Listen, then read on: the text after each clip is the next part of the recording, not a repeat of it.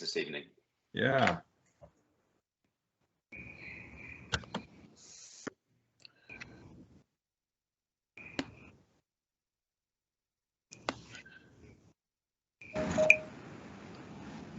Okay, we'll start in another minute. I'm still getting a lot of people joining. And dogs. They're an important constituent of Uptown. Dogs are. Yes, they are. I can't say you might not hear mine join in a little bit later.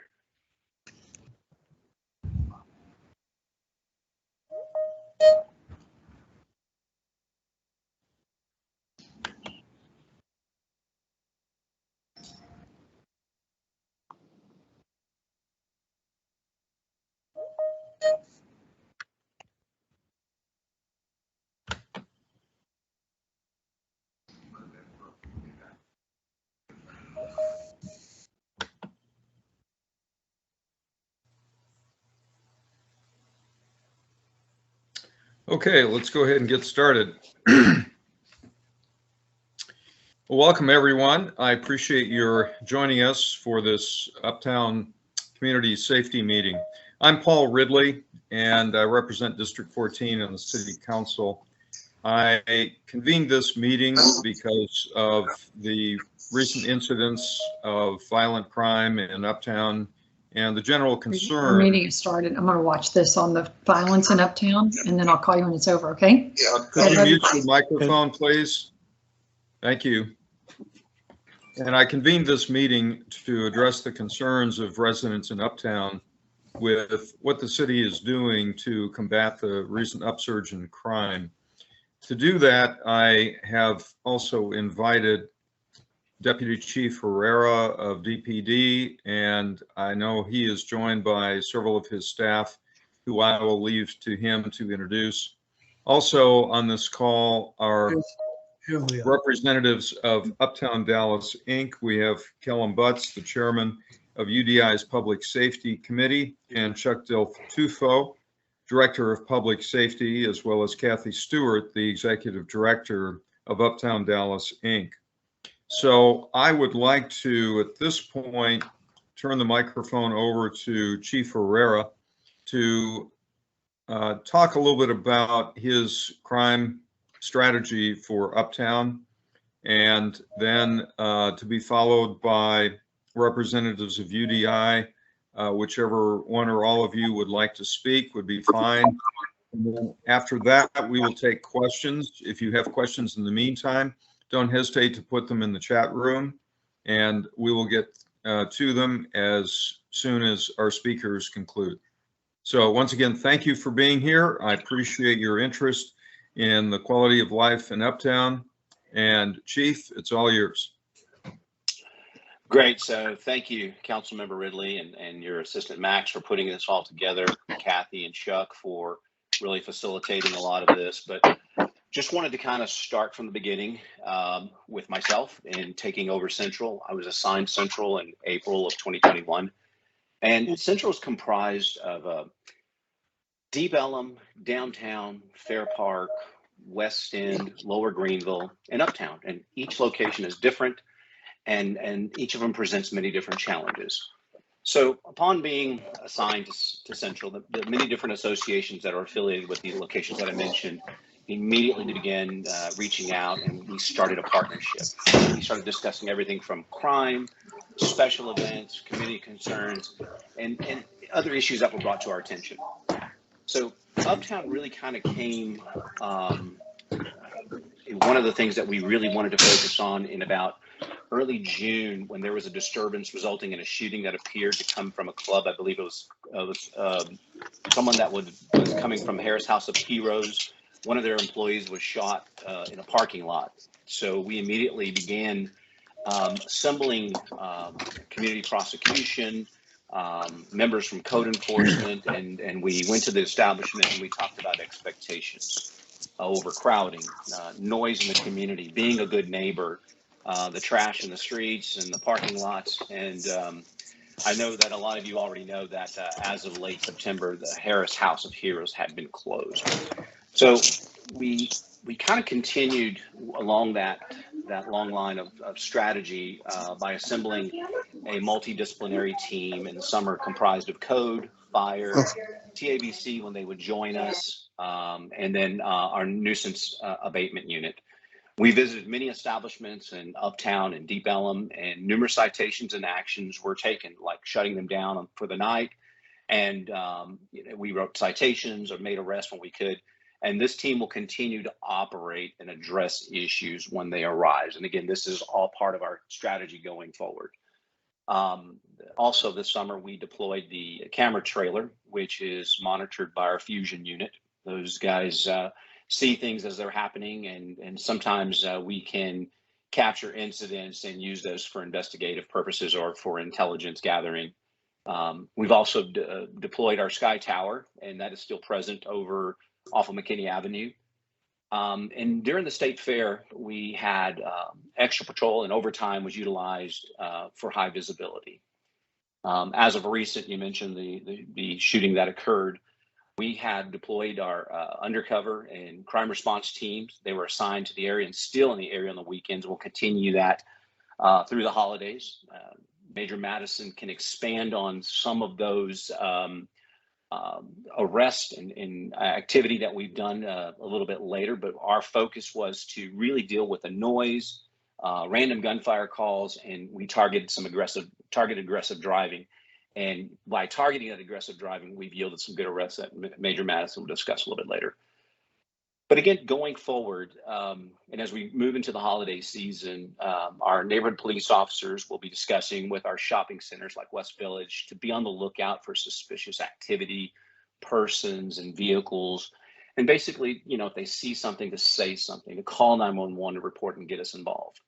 We're also going to deploy our message board in the area to remind our shoppers and visitors to lock their cars, take their belongings, and or hide them. And we'll also use that messaging to also let people know who have bad intentions that will be in the area.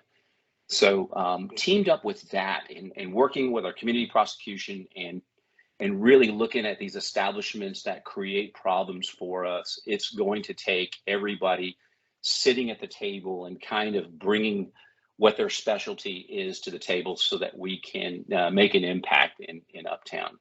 I'll close by saying that I'm really excited about working with Councilmember Ridley and his team and all of the resources that we have with the city to make Uptown a safe place to live, work, and play. So really, I think a lot of this, most of it you guys are going to get out of it is just really hearing from your questions and kind of working with you guys to develop some solutions there. So I'll go ahead and just turn this back over to you, council member, if you want to continue on down the agenda or open it up for questions.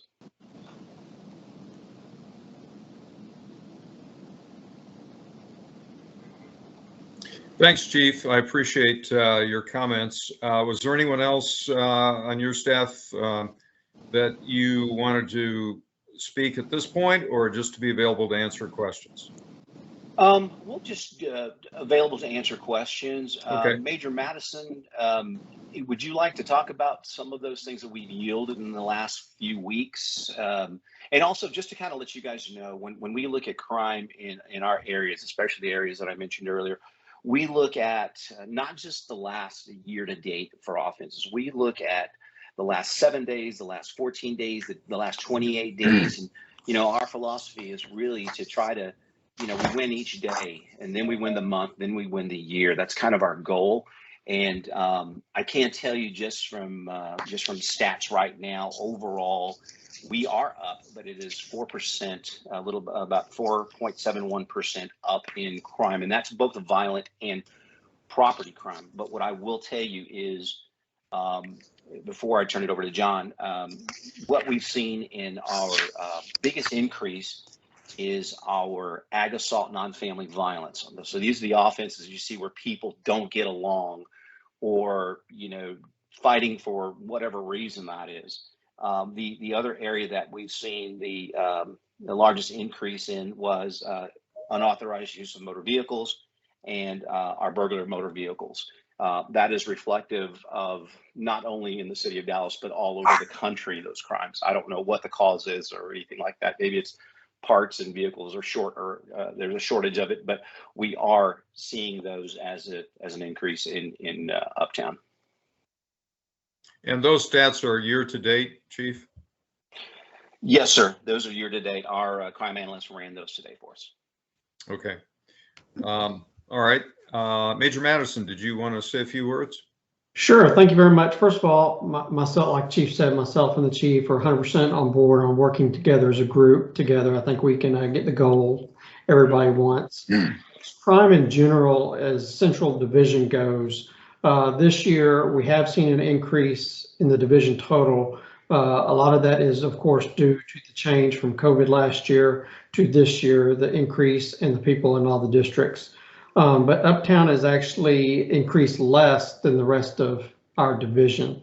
Like you said, we're right at a little over 4% increase, which is about 43 total offenses for the year. So that's including all the offenses we track, from violent B&Bs, thefts, shoplifts, and everything in Uptown. Actually, on the past 2 weeks, crime has started trending way down. We're actually down 63% versus last year, this time of the year. So we're heading in the right direction. Hopefully we can end the year off really well. I'll highlight real quick, just in the past week, what we've done in Uptown specifically with our crime response team. In the past week, 5 days, we've made 5 arrests, recovered 1 weapon, 1 handgun, recovered a small amount of drugs, and towed 4 vehicles for reckless driving, like Chief said. So we're really cracking down on those vehicles spinning out, going fast up and down the street, and so forth. We arrested 3 of those 5 for reckless driving, which one of those also led to us recovering a firearm from the car, and he was a convicted felon. So our traffic enforcement, we're going to increase along with our undercover deployment to monitor all the burglaries of motor vehicles in the parking lot.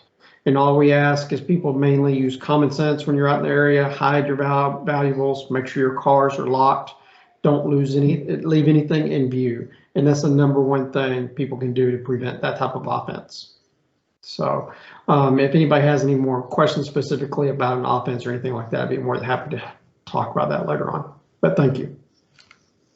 Great. Thank you, Major. So there will be an opportunity for questions later, but I'd like to hear from Uptown Dallas Inc. now. Kellen Butts, would you like to say a few words? Yeah, sure. My name is Kellen Butts. I'm on the board, and I chair the Public Safety Committee. I've lived in Uptown for 20 years. I live in Latour, so right smack dab in the middle. So I've seen a tremendous amount of change. I've been involved with the community for well over 10 years. I want to give you a little bit of background on some of activity that Uptown Dallas Inc. has done, and talk through a little bit about that, just so you have a feeling as to an understanding as to what we've done. But as Chief Herrera and Major Madison have talked about, we all know crime and nuisance in Uptown has definitely been on the rise. We see it, we hear it. And unfortunately, it's not unique to Uptown. It's happening around the city. It's happening all around the country. But with the increased activity, we have also increased our coordination with the city to try to address it. So I'm going to cover a few highlights of some of the things that we've done in the last couple of years and more recently to bring you up to speed as to where we are. So in 2018, Uptown Dallas Inc. Contracted a study with a group called RHI, Responsible Hospitality Institute, to really study Uptown and what's happening in the area, particularly at night.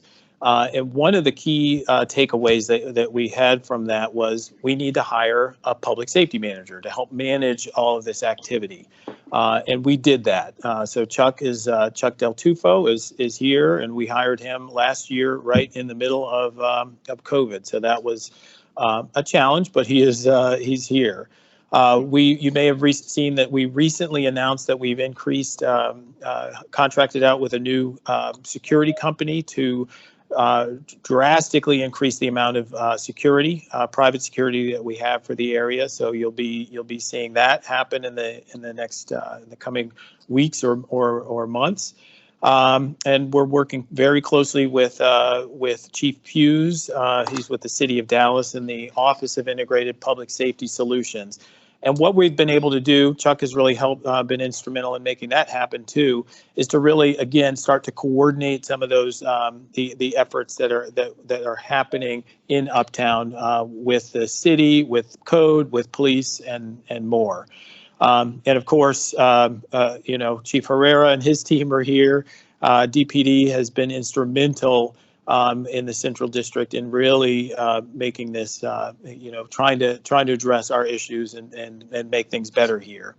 The last thing I'll mention is last year we were able to bring in a homeless services specialist. So Uptown Dallas Inc. and two of the other PIDs locally contracted out with a social worker who's responsible for working with homeless people in the area to make sure that they're getting the services that they need to try to get them off the street, and make sure that they are not in our area and are getting the services that they need.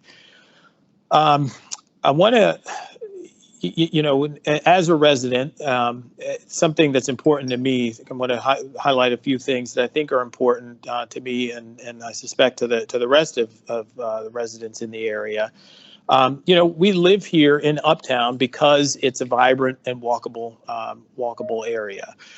We certainly expect people to come into the area, but we also want people to respect our area and be good visitors when they're here. Uptown is it's a lifestyle district. We expect that there's going to be a balance of live, work, and play in the area. And I emphasize balance. So that's not, we don't expect to have any of that out of whack. It is a mixed use area. And it's important that quality of life and safety are there. I mean, we are residents. We pay our taxes. We pay our rent. We pay our mortgage. That's what those are things that we all expect. I'm so thankful that we're having this meeting for Councilman Ridley, the police, and others who are here. And the last point I want to make is that we all have a role to play. UDI alone cannot fix this. The police alone cannot fix this. Councilman Ridley alone can't fix it. It's incumbent on us to let our voices be heard. So if Councilman Ridley has an initiative that's important, write him a letter, write him a note, write him an email, let him know. If there are things that you are seeing or hearing, let your voice be heard. Be vigilant, be safe, be aware, and as Chief Herrera said, if you see something, say something. So make sure to report what you see. It's important for us and for the area to make sure that we address our issues. So with that, I'm going to turn to Chuck at this point, Chuck Del Tufo. Let him say a few words. Thank you. Thank you, Kellum. Hi, everyone. My name is Chuck Del Tufo. I am the Director of Public Safety for Uptown Dallas Inc., and I was hired last year. I'm a retired Dallas police officer, and for 28 years, I work with the City of Dallas and still work with them very closely today. I want to let everyone know that Chief Herrera and Major Madison are fairly new to Central Patrol, like you heard the Chief talking about. There's a lot that goes on behind the scenes. We have meetings that happen quite a bit, and a lot of discussion is, you've heard the chief say it, you've heard Councilman Ridley say it, and you've heard Kellum say it. It's team effort, and Chief Herrera has brought the team to the table. And once again, with code enforcement, fire marshals, there's a lot going on. One of the things that I want to let you all know, and I will put this out in the chat, I'm going to put my email out there for all of you. I'm an easy guy to get a hold of. I love coffee. I've said that before. I will meet with one person. I will meet with 100 people. And I'm going to be transparent about what's going on in Uptown. I live in Uptown. My daughter, my son, and my wife, we all live in Uptown. I have a vested interest in this place. I worked here back in the early 90s, all the way up through 2017. So I know what's going on out there. The group that's on this meeting tonight knows what's going on out there. And there's a lot that's going to be happening that I think everyone's going to be happy with. Chief Herrera has brought more police officers to Uptown, and Uptown Dallas Inc. has hired more off-duty police officers as well. So my job is a liaison with Uptown Dallas Inc. and the Dallas Police Department. I still have a lot of contacts and friends within the police department, and that's been working out great. And one of the things that we have an MPO officer, Derek Allen, who's on this call as well. He's in Central Patrol. He and I go out quite a bit, meet with apartment managers. We meet with business owners, managers, residents, whoever, just like I said, whoever wants to talk. And one of the things that I'm going to start up to the apartment complexes around here, I'll be holding monthly meetings after I get information from code enforcement, fire marshals, Chief Herrera. I will pass on this information. I think that's what's been lacking, is the lack of information from the police department down to me and to the community. Because if the community knew what the police department was doing and the arrests they were making and the citations that were being written, there'd be a smile on their face. So that's something that I'm going to start. And once again, my email will be out there. It's publicsafety@uptowndallas.net, and I'll put it out there for everyone. publicsafety@uptowndallas.net. I monitor that email every day, and you will get a response back from me. Thank you. Thank you, Chuck. I appreciate all of your efforts to coordinate with DPD and magnify their forces with the private security efforts of your safety committee. Well, at this point, unless any of our speakers have anything to add, I'd like to open it up to questions to get our attendees an opportunity to address their particular concerns. So if you would do that by raising the hand virtually, then I will call upon you. Logan, you have a question? Yes, sir. Thank you guys for allowing residents of Uptown to join into this meeting tonight. I do have a question. I recently moved here in March. I'm pretty aware of, city crime and structure. My main concern is, what is the plan working with apartment complexes and their security they provide? What are you guys doing as far as implementing them with new plans? I feel like a lot of, I'm at the corner of McKinney and Allen. I feel like I get a lot of traffic, a lot of attention over here, and I wonder specifically what my apartment complex and the security they have provided is going to do to step up and kind of be a part of the solution as well. Can I take that question? It's Chief Herrera. Sure, go ahead, Chief. Great, thank you. And as Chuck alluded to earlier, we have so much going on that we need to do a better job at messaging and talking about some of the things that we've been doing, arrest, and those are the things that I think help our community understand our efforts. But more importantly, this year, Chief Garcia integrated back into every division the neighborhood policing teams and the crime response teams. And part of that with the neighborhood policing teams is getting into the multifamily communities, residential communities, business communities, and talking to them about crime prevention through environmental design, whether we're looking at lighting, shrubs, signage. Those are the things that we just talked about. And Chuck and I just had a meeting 3 weeks ago about working with getting our NPOs to integrate with some of the property management companies and some of the multifamily communities so that we can talk about that very thing that Logan brought up. So Logan, I'm glad you brought that up, and I'm going to make sure that our NPO team gets with Chuck and we start attending those Crime Watch meetings and inviting you guys out into individual communities or group communities that are sharing kind of the same issues. Thank you, Chief. Andrea, Sure. did you have a question?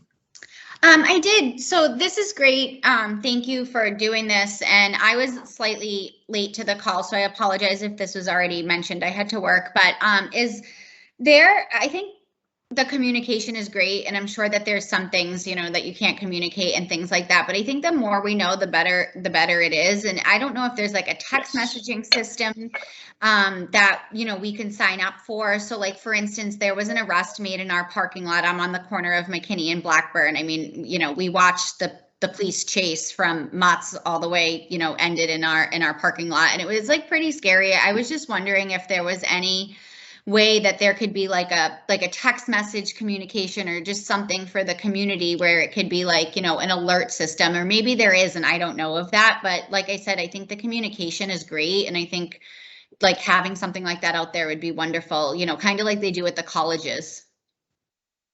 That's a good idea. I think that's something we can and really talk about how we can distribute that. Just for your information, that particular incident you mentioned, I had the conversation with my officers about targeting that quality of life type of incidents, the things that we normally wouldn't have time to deal with because we're answering 911 calls. I said, no, we've got to address these issues. These guys, spinning their tires or doing donuts, we've got to do something about that. And so what happened on that deal on Blackburn was officers had attempted to pull over the vehicle. He obviously ran from them. The officers pulled him over and arrested him and towed his vehicle for reckless driving. So that is what happened, and how we get that out to everybody on every incident. We really kind of need to talk about that, because I'm sure you don't want to hear about every traffic stop, but I think if we have something that's, in my opinion, a greater threat to the community, God forbid, a serial rapist or, a group of guys that are targeting people for whatever, we need to work on getting that information out to you guys. And we'll work with Uptown Dallas Inc. And our public information office to make sure we're getting those types of incidents out to you guys. Yeah, no, thank you. And just one last thought. Sure. I think that, it's, so easy to point fingers. I think that you guys are doing a great job. Thank you. Even this, like having this conversation is huge. Just like that, just a platform to have the communication. So yeah, we probably don't want to hear about every traffic stop, but if there is, a shooting or something like that, maybe like alert shooting here, stay indoor, like something like that. I don't know if everybody wants it, but I think it's a start of a conversation and something that could be helpful down the line. Okay. So thank you. Will do. Sounds good. Yes, ma'am. So, Kellum, I wonder if Uptown Dallas Inc. could be part of that solution. Do you maintain, or could you maintain, an email or text alert database of people who want to be alerted to serious criminal behavior? I do not know the answer to that, Councilman. That's something we definitely have to look into, because I suspect, I don't even know, I'm not sure how that would work. We would have to look into that to see if the feasibility of that, because I'm not sure if that's something that would require somebody to man that or operate that 24/7.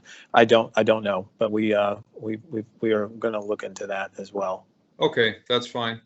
Next. I've got some ideas, and I'll council member, I'll get with Chuck and Kathy, and maybe we do something like a morning report if it's something major that we can get out at like an 8 or 9 a.m.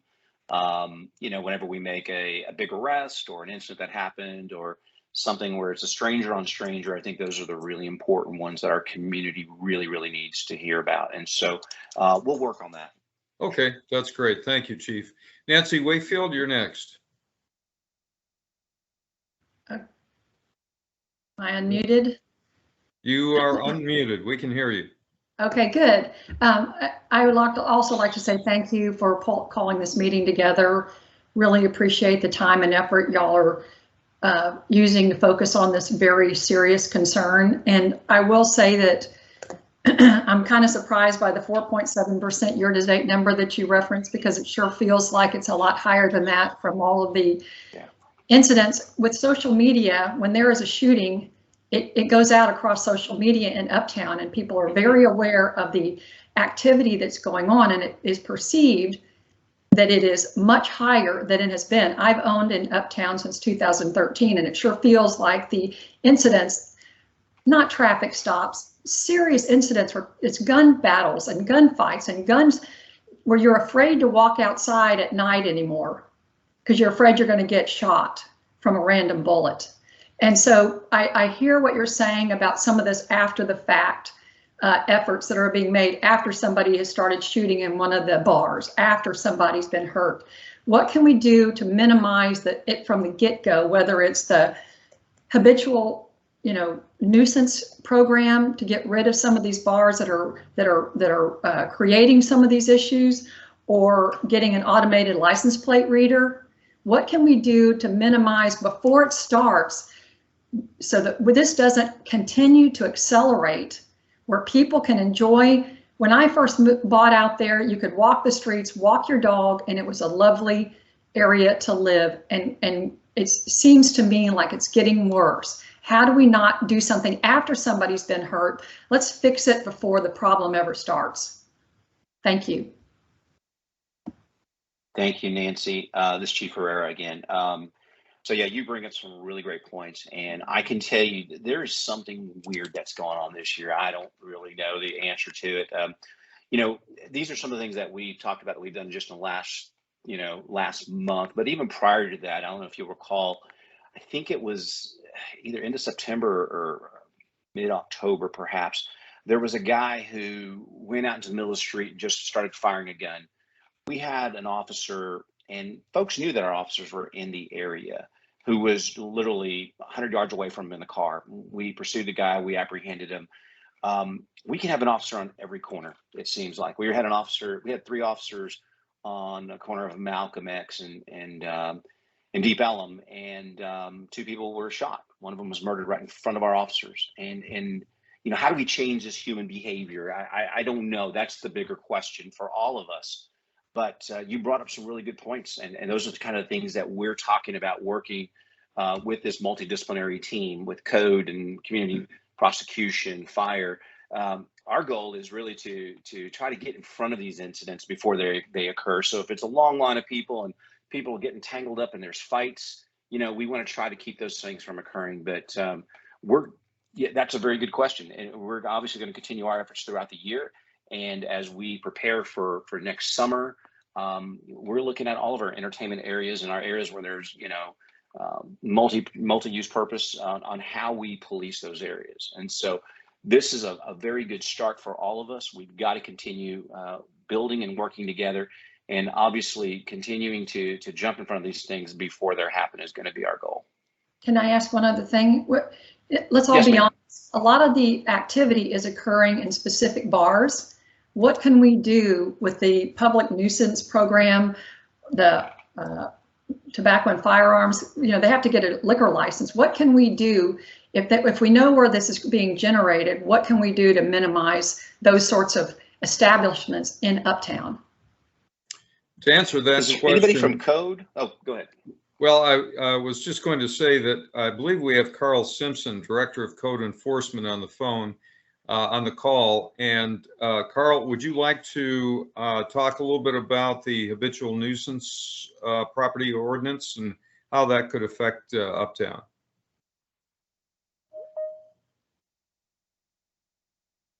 Carl, are you on?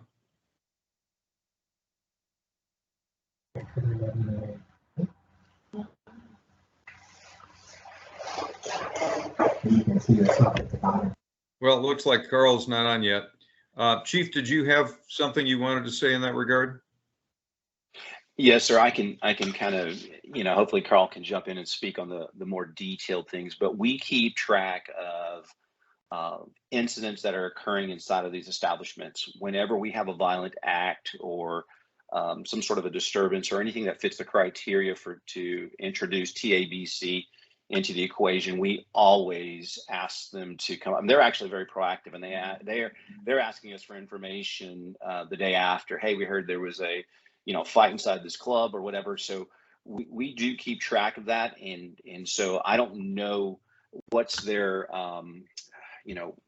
how many offenses that they need to have before they can yank a liquor license, but we're taking a look at all of that stuff from the health and safety standpoint, the fire department and fire marshal standpoint, obviously with code, and then for the police department as well, if there's any issues that we can address. So again, it's like Nancy, like you said, it's bringing all those folks to bear and really kind of let everybody kind of put their expertise and to try to make this place come into line to behave and perform the way we want them to be. We want them to be good neighbors. But again, as Kellen mentioned earlier, we want everybody to be respectful of the area. So that's our goal. And hopefully if Carl can jump on, he can really give you a little bit more details. But that in a nutshell is how we're addressing some of these establishments that continue to come on our radar.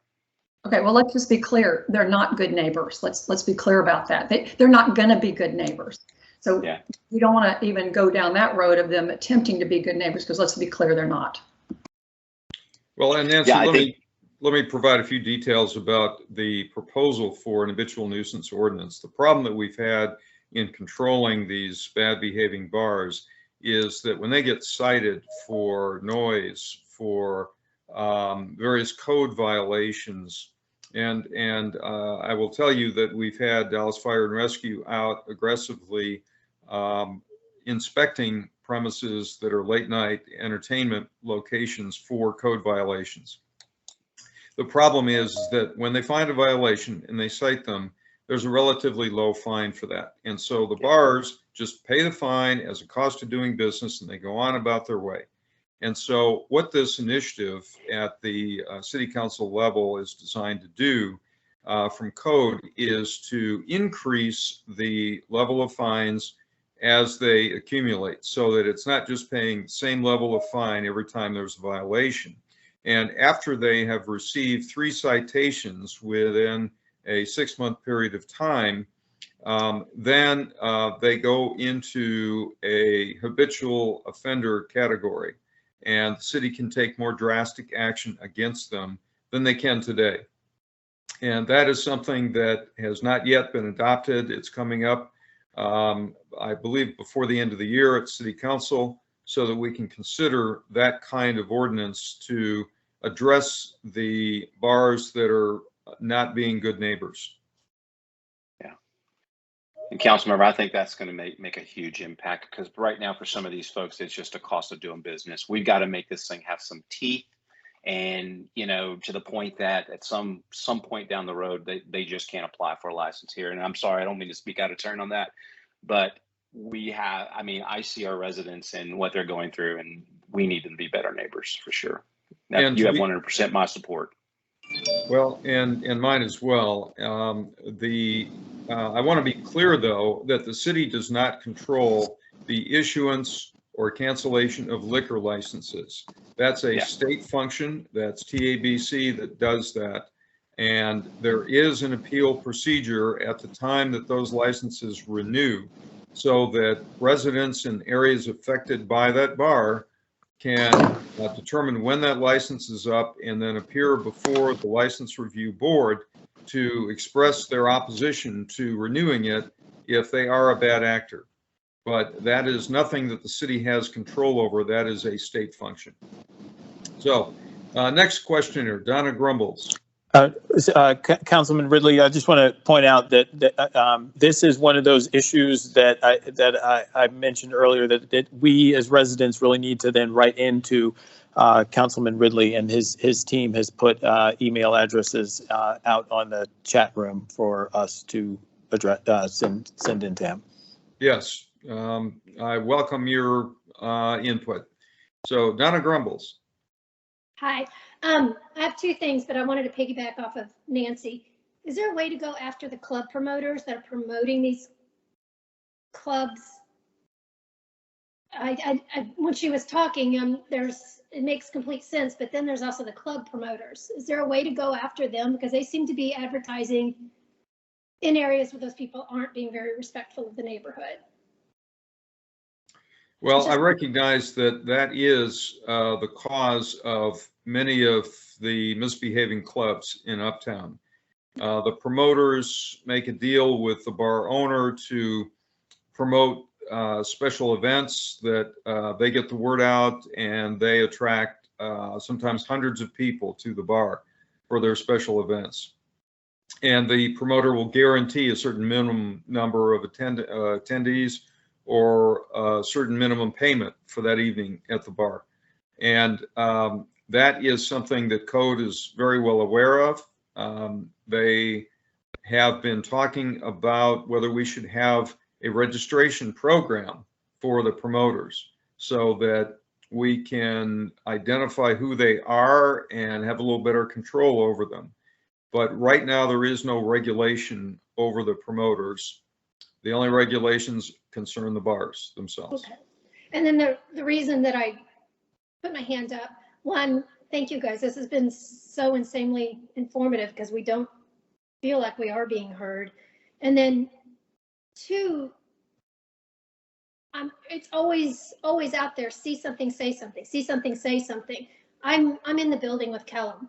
I'm one of his downstairs neighbors, and we had an incident here where a gentleman breached the security and tried to enter my unit on my patio. And when I called 911, the 911 operator did everything he could to discourage me from trying to get the police here.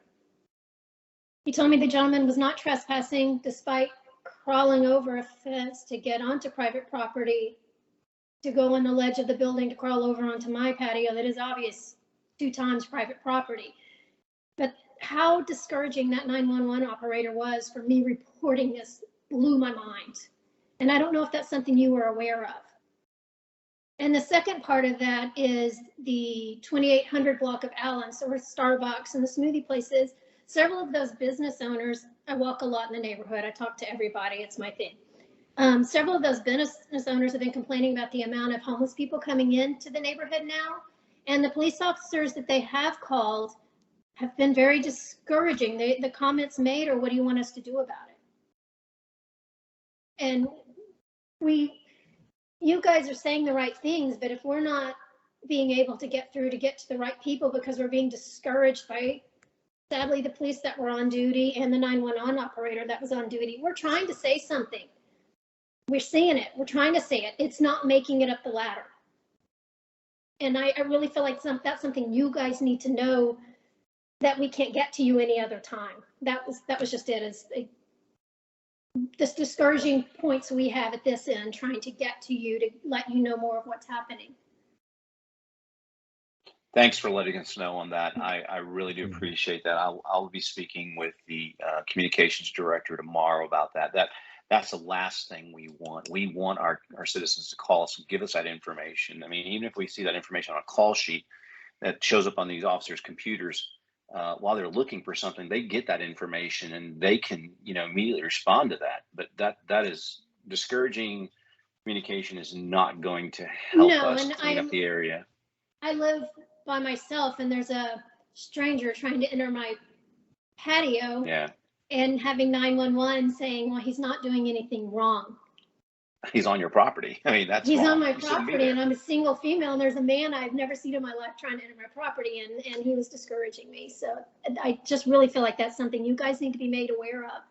Because it is. To me, it's very serious. It is. Thanks thank you for your input.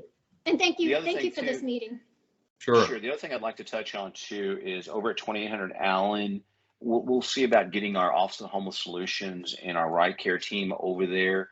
I don't believe they get they don't get the demand that they do in some of the other areas, and I'm going to ask them to kind of pay some attention over there. Donna, if I could, I don't know if I can. I'll get with Kellum and see if I get in your contact information, and we'll get our Right Care folks. We'll get some specifics from you so we know what we're looking for in those homeless individuals.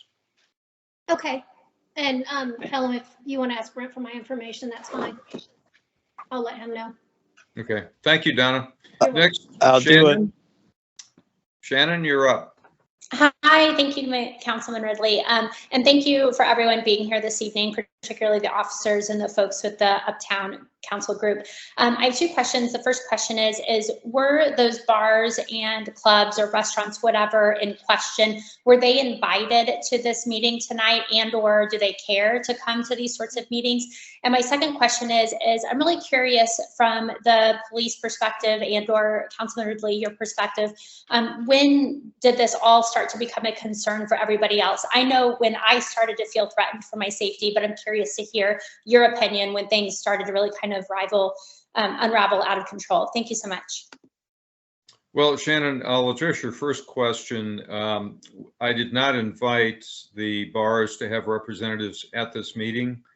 I was principally concerned about the residents of Uptown who have been alerting me through emails and phone calls that they are concerned about crime in Uptown. I have not been hearing concerns from the bar owners about crime in Uptown. So that's kind of why they weren't invited. At some point, they need to be brought into this discussion. And I think the police do that on a regular basis when they appear, when there are noise complaints, there are confrontations or fights on the bar premises. And so I think the bar owners are aware of what's going on with their patrons. But this call was designed for the residents who are concerned about what's happening at those bars and other places in Uptown. Chief, do you want to add anything? No, I think you pretty much nailed it. We do try to get our nuisance abatement team monitors all these locations when incidents occur. We keep track of all of that and work very closely with our community prosecutors and code and fire whenever we deal with these places so we can build the best case possible. Okay, next is Chad. Yeah, I think, Chief, you might be able to speak to this, hopefully. I hear random gunfire on a regular basis. I'm sure a lot of my neighbors do too. I hear from neighbors who have had their homes hit by random gunfire. And even people in this meeting chat tonight have said that their homes have been hit by random gunfire. Does the city of Dallas utilize shot spotter technology anywhere? And would that be helpful in this neighborhood? We've actually had some conversations. I don't know if Major Madison, are you still on? Yes, sir. Okay. Still, you wanted to talk about, we were just having this conversation, a week ago. Shot spotter was a technology that's been around for a while, and it's gotten a lot better than its first rendition. John, can you guys expand a little bit on what you have found about shot spotter? And yeah, it might actually, but go ahead. Yes, what we looked at several years ago in the city of Dallas, and I'll just use, Shot Spotter is the name of a company, but there's several companies that deploy that type of technology. And what it is you have to have a minimum of 3 to 5 cameras with the sensors on them. And when a gunshot goes off, they triangulate and all the cameras immediately point to where that shot came from. Same technology the military uses. It would be beneficial, but it is very costly right now for the numbers. It is something that we are considering reviewing in the future, maybe through a partnership with some businesses. At the time, we did not go with the shot spotter system because for one, of the cost, and two is we knew where our random gunfire was occurring at the time. And at that particular time, we were looking at Uptown was not a concern for that area. But, things change. We look at new technologies, and that is something we are looking at again as a possible in the future means to do it. But right now, we do have other cameras in the area.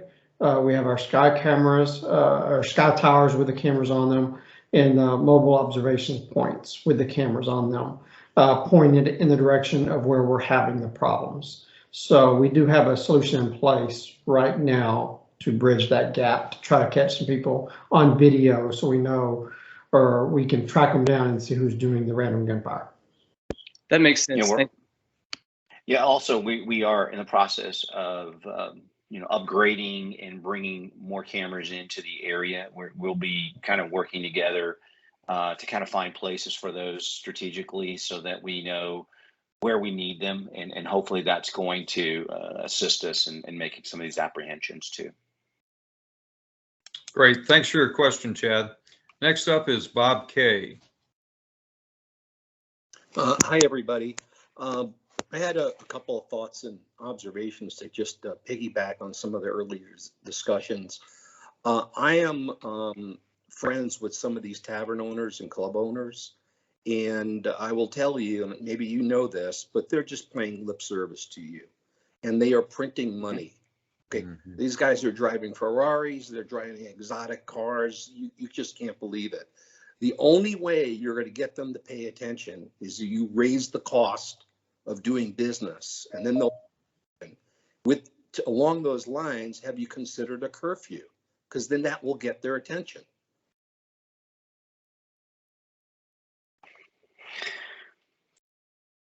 Great questions.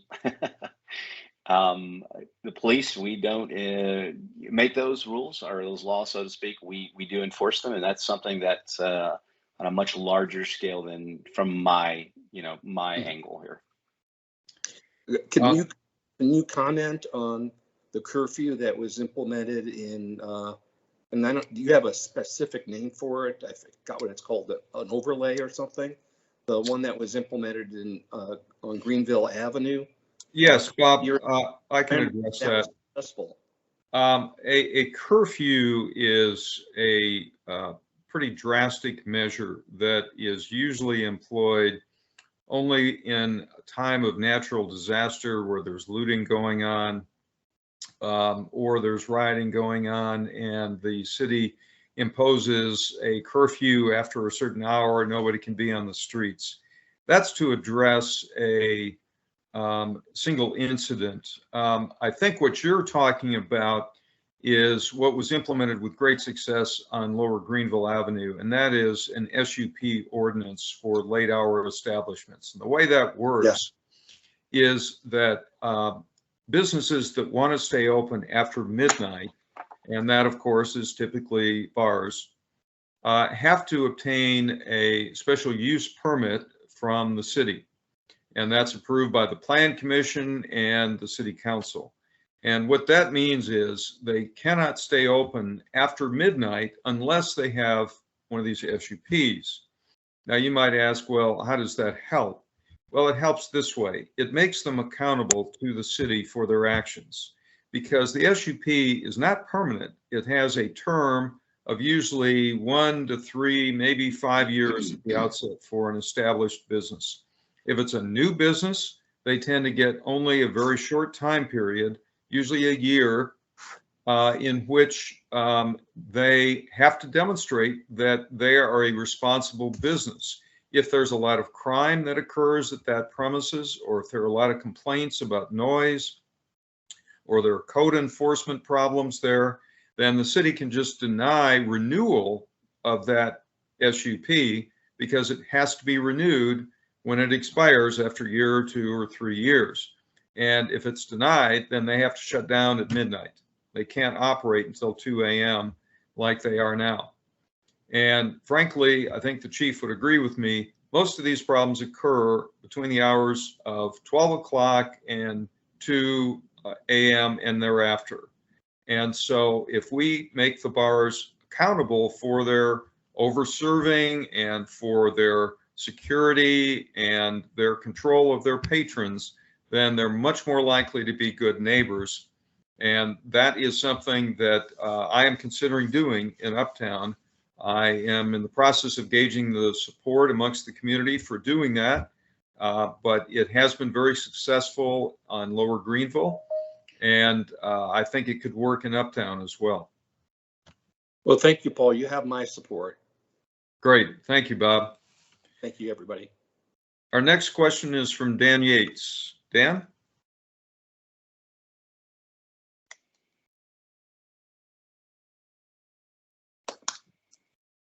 Are you on, Dan?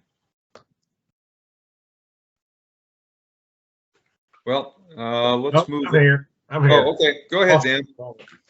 Sorry about that. I had a great meeting a few weeks back with Chuck, and he kind of brought me into the loop about what was going on with the Tier 1 deal. I'm a little different than most of you guys, I think. I manage an office building on McKinney and Hall, and our company's owned it for 20 some odd years. We have a good tenant base, but I would tell you that the tenants feel that we're a soft target. We've had a number of things that have happened over the last 4 to 5 months. We had a break-in into the building in July. Probably about 3 weeks ago, maybe 4, we had a white Tahoe drove into the garage, dropped a guy off without a shirt on. He just kind of started walking through the garage looking for something to take, steal, whatever. We got him out of there. One thing I did want to mention that one of the other participants made a comment about, we had a tenant call us one Friday morning and said that there was some mysterious stranger on their floor, the 10th floor. He had piggybacked on the freight elevator with somebody else, got off on this 10th floor, was looking for food in their refrigerator.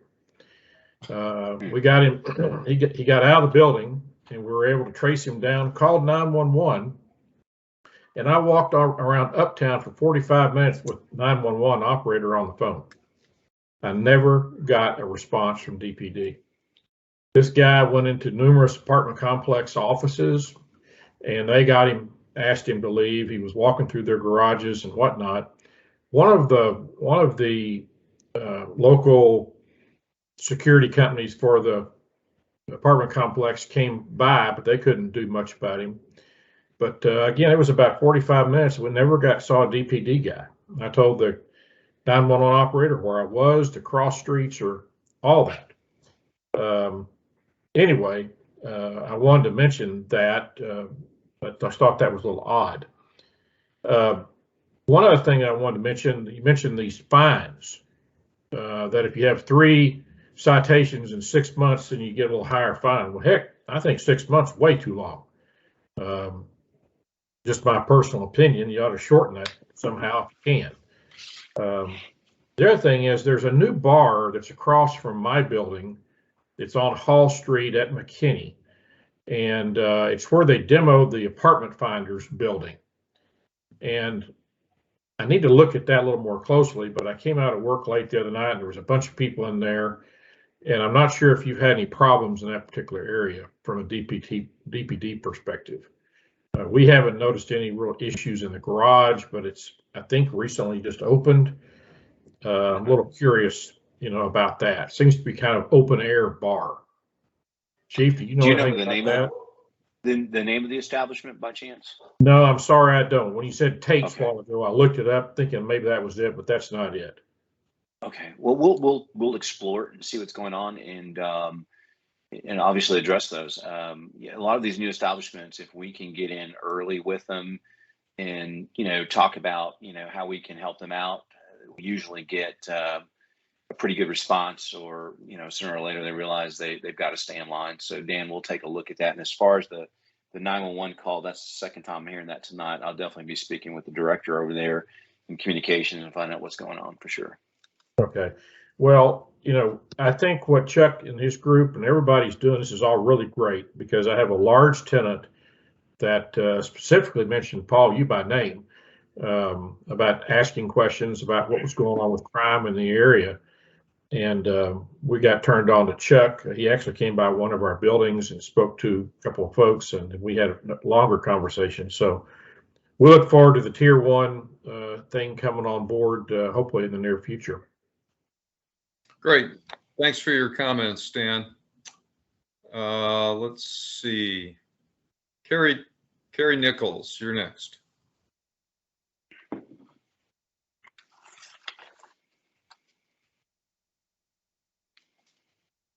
Carrie, are you still on? Hear me? Can you hear me? Yes, we can hear you now. Okay. I have a question about the vehicle license reading program. I hear that Dallas is getting 80 flock vehicle license readers. And I was wondering is Uptown getting any of those? And what do you think about them? And we're kind of thinking about doing a public private, maybe combination, like I would put one on my property and I think other people would. And if we can track down some of these, because cameras only go so far, they can't read the license plate a lot, or they'll say like it's a white pickup, but you don't know, anything more than that. And I hear Fort Worth is using them, and it just seemed like a great thing for Uptown to have. And I would like to see flock signs all the way around all the edges of Uptown and up and down McKinney, and just have people know that, you can't get away with doing all that crazy stuff here, like shooting guns. So what's your opinion of that, Chief Ferrari?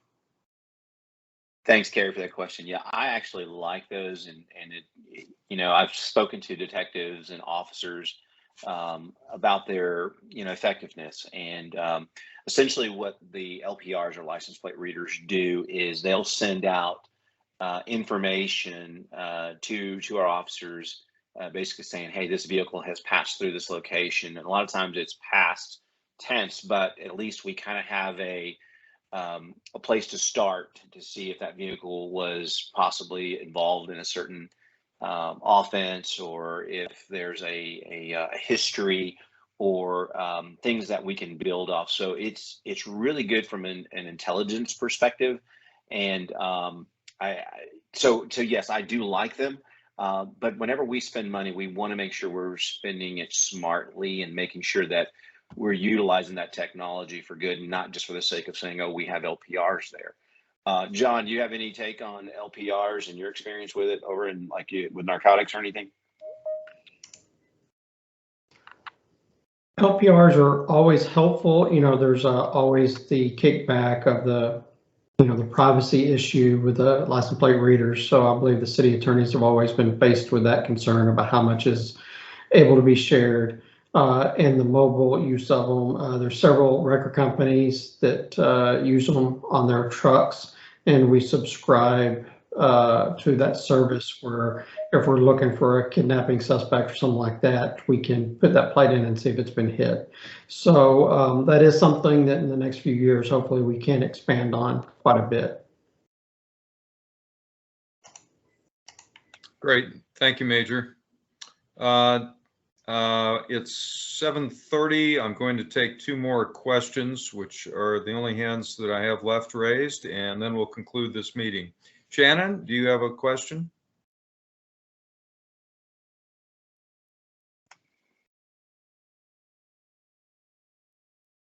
Well, she just dropped off the list, so we'll go to Andrea. Is this the same Andrea that asked the question earlier, or a different Andrea? It's not me. I'm the one that asked the question earlier. It's a different one. Okay. Well, I'm not hearing from the other Andrea. Let's see, Carrie Nichols, do you have a question? Yes, I had another. Can you hear me? Yes. Okay. I had another question about, maybe, I don't know if the code guy ever made it on, but some of these clubs are so noisy. Like you can hear every obscene word 2 blocks away from inside your house. And I was wondering if we looked online, just on Amazon, and there are noise level readers that are not very expensive.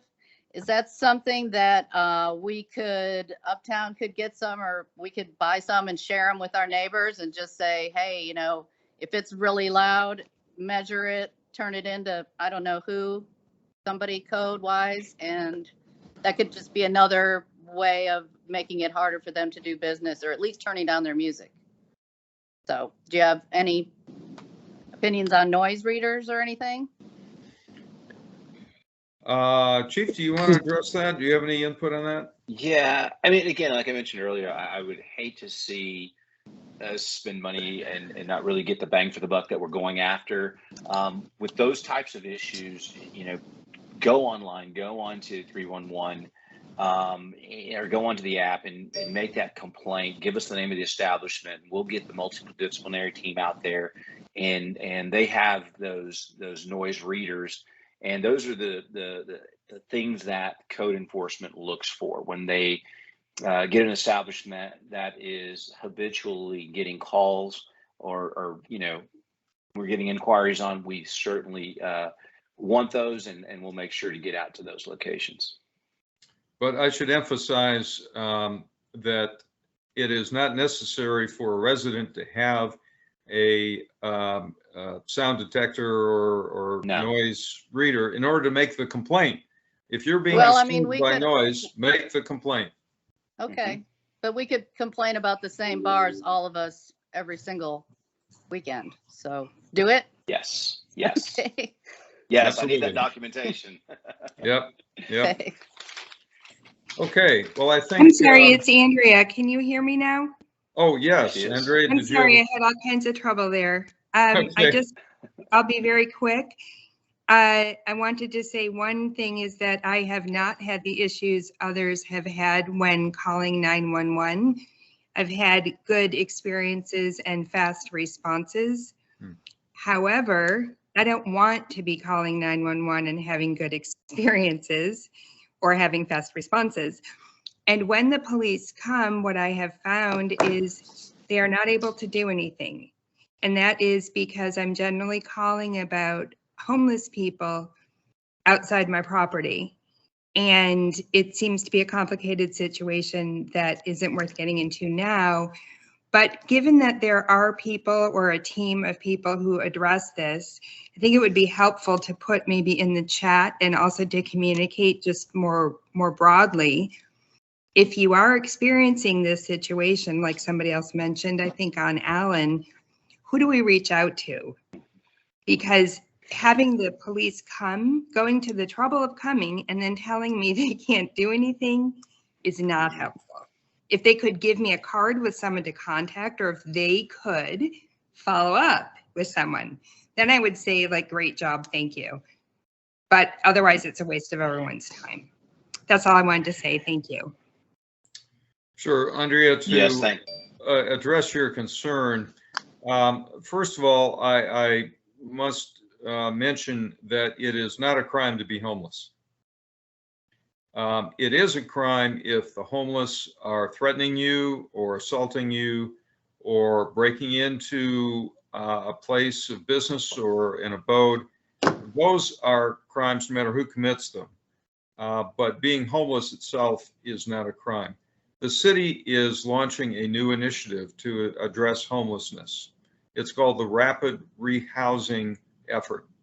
And the approach that they're taking is really revolutionary. Instead of just allowing people to create these encampments and periodically moving them to clear that encampment, the city is actually engaged in a joint program with the county, with the Metro Dallas Homeless Alliance and other organizations, putting $70-some million of mostly federal grant money into a program to create permanent supportive housing for the homeless. What this means is that starting October the 1st, they started addressing encampments by moving those unhoused individuals into this permanent supportive housing where they can be provided with wraparound services, whether it be mental health counseling, health care, job training, various types of social services that they need that they determine through a triage program.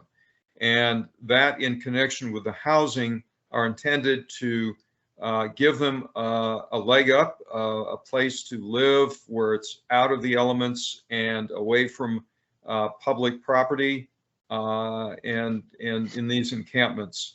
It's a program that will go on for over 2 years, and it is funded to the level that they expect to be able to house 2,800 currently homeless individuals. So look for reports about progress of clearing the encampments and getting people the services and the housing that they need. But it's going to really, I think, change the equation gradually, not all at once, because this is a long-term problem. It took a long time to get to this level. It's going to take some time to address it, but we are working on that, and I think it's very promising.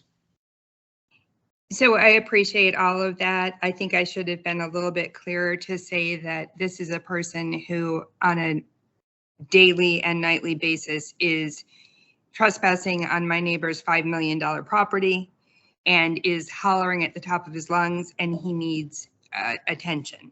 You know, he has an issue. It's not just about being homeless.